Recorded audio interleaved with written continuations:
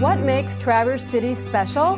The land, the lakes, the rivers, the woods, the trails and the beaches, the wineries, the farm markets, bakeries, restaurants, and shops, the institutions, the governing bodies, the infrastructure, the chamber. While all of those things are important to Traverse City's unique culture, those of us who live and work here will tell you that there is one thing that more than anything sets Traverse City apart. It's the people. Tonight we recognize in a special way the people whose extraordinary endeavors have made the Traverse City region a better place. The Distinguished Service Award is the highest honor bestowed by the Traverse City Area Chamber of Commerce. It is a tradition that has spanned more than 80 years, and it's a much anticipated moment in tonight's celebration.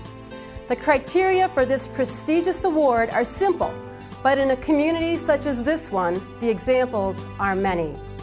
Nominees must first be residents, and beyond that, their selection is based on character, ethics, and non-monetary contributions to the cultural, economic, and social betterment of our region.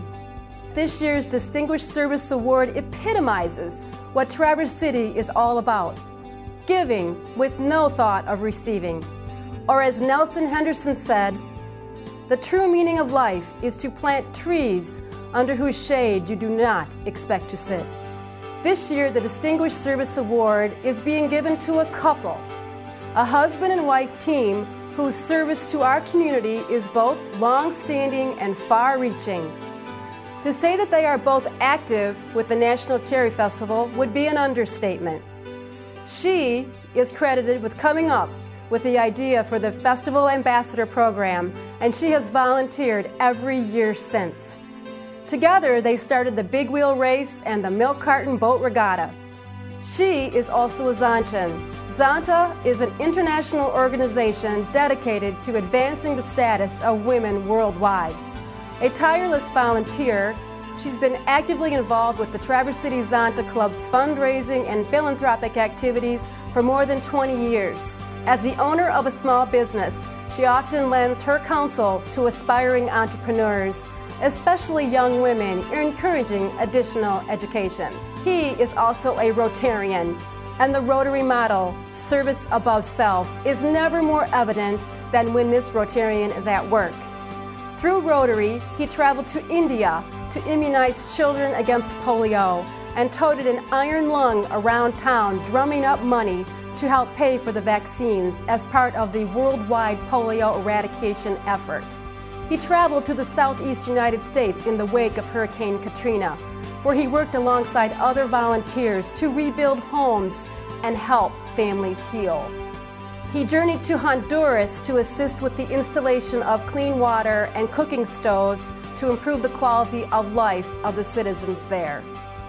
Very recently, he returned from Nepal, where he was given a hero's welcome for his efforts, resulting in a village water system that dramatically improved the quality of life and educational opportunities for women and girls. He has lent his talent to the Rotary Chorus for more than 30 years, has flipped more than his share of buffalo burgers at the NMC barbecue, and currently helps troubled teens as a mentor to the probate court.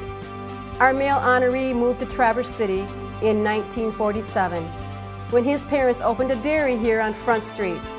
Later, he attended MSU for its dairy science program, and there he met his bride, a home economics major. It is rumored that he carried her dress form around campus. Following their graduations and his 2-year active duty stint with the Air Force, the couple returned to Traverse City to work for the family business, which evolved into convenience stores and other retail and rental properties. They had 3 children, but the demands of raising a family did not allow for a hiatus from volunteering. When they weren't renovating their Victorian-era home, they welcomed guests from the Cherry Capital Playhouse, mentored aspiring young people, oversaw the Sports Booster program, served as scout leaders, and were active in local government. Through the years, they've opened up their home to many, including innumerable stray dogs and cats and 7 exchange students, some of whom, the exchange students, not the critters, wrote letters recommending this nomination, despite the fact that they are now fully grown and far, far away. In 1984, when Traverse City was named an All-American City by the National Municipal League, this family was chosen as the All-American family as that which best represents the values of the American way of life. Today, our Distinguished Service Award winners have 4 grandchildren and 3 children, all of whom have obviously been impacted by the examples set before them. Our distinguished couple prefers to go about their work quietly and without fanfare. But tonight, just for tonight, we'd like to shine a light on their lifelong examples of selfless service. Ladies and gentlemen, will you please welcome the recipient of the 2010 Distinguished Service Award, Arlene and Wes Nelson.